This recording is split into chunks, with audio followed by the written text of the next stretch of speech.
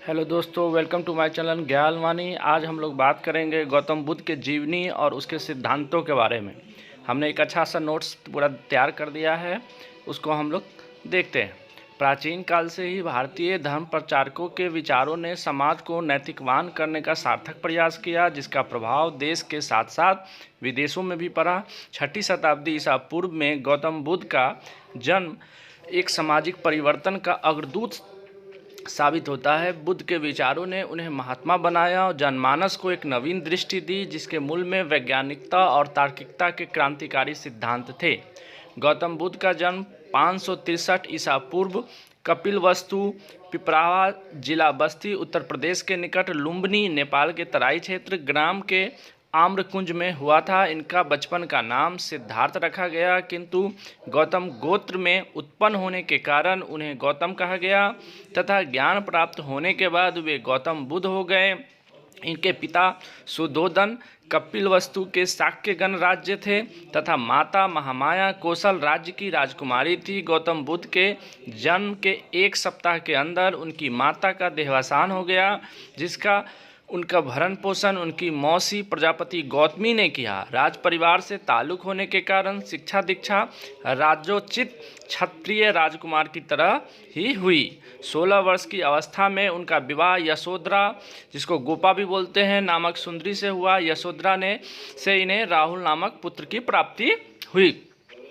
गौतम बुद्ध से ही स्थिर स्वभाव के थे, उन्हें भौतिकताओं से लगाव न था। अपना मन शांत करने के लिए अक्सर वे जम्बू वृक्ष के नीचे ध्यान मग्न हो जाते थे। एक दिन उन्होंने मानव जीवन के 4 अवस्थाओं, एक वृद्ध व्यक्ति, रोगी व्यक्ति, मृतक व्यक्ति, हंसता हुआ सन्यासी को देखा।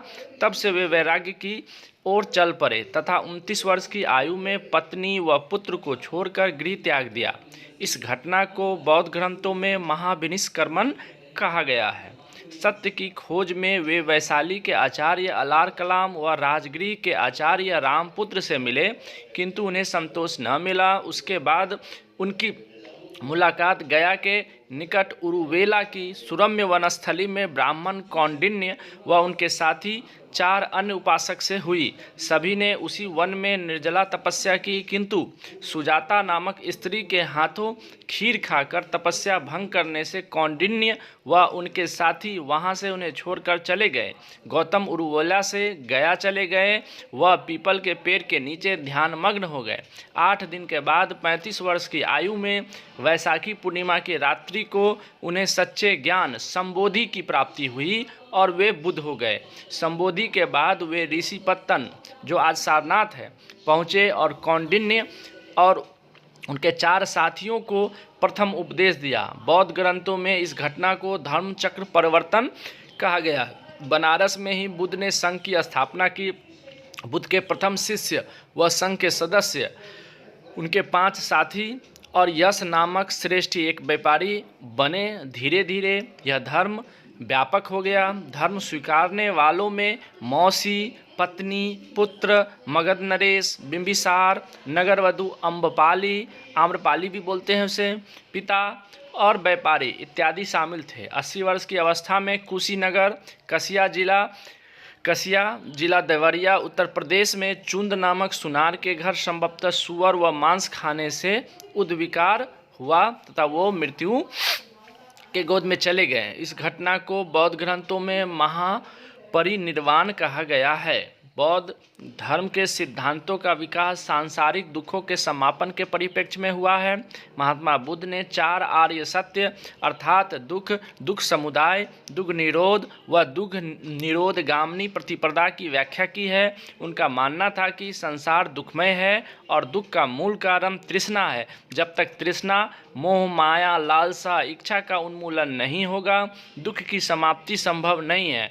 बुद्ध ने तृष्णा की उन्मूलन के लिए अष्टांगिक मार्ग, मध्यम मार्ग के अनुशीलन का विकल्प प्रस्तुत किया है। ये अष्टांगिक मार्ग हैं सम्यक दृष्टि, जिसको सत्य और असत्य की पहचान की शक्ति बोलते हैं। सम्यक संकल्प, जिसको इच्छा एवं हिंसा रहित संकल्प कहते हैं। सम्यक वाणी, सत्य और मृदु वाणी, मधुर वाणी को बोलते हैं। सम्यक कर्म, सत्कर्म, दान, दया, सदाचार, अहिंसा इत्यादि को बोलते हैं। सम्यक आजीवन, जीवन यापन का सदाचार पूर्ण व उचित मार्ग। सम्यक व्यायाम विवेकपूर्ण प्रयत्न को बोलते हैं। सम्यक स्मृति अपने कर्मों के प्रति विवेकपूर्ण ढंग से सजग रहना। और सम्यक समाधि चित्त की एकाग्रता।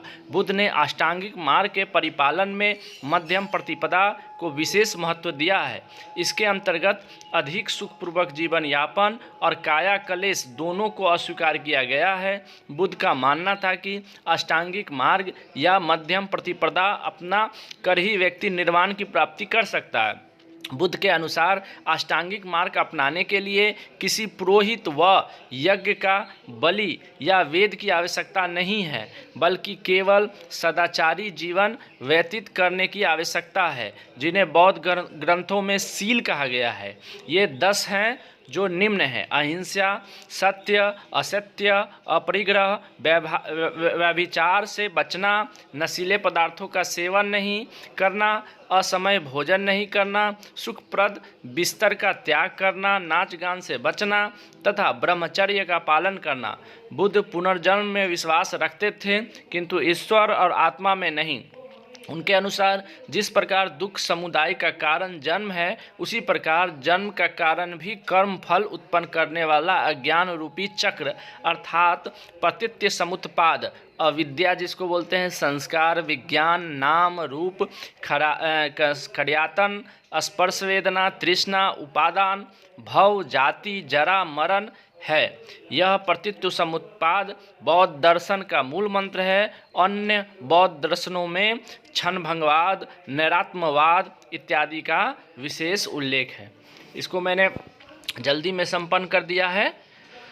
आप लोग इसे वीडियो को रोक कर इसे देख लेंगे। ये पूरा संतुलित एक आंसर है।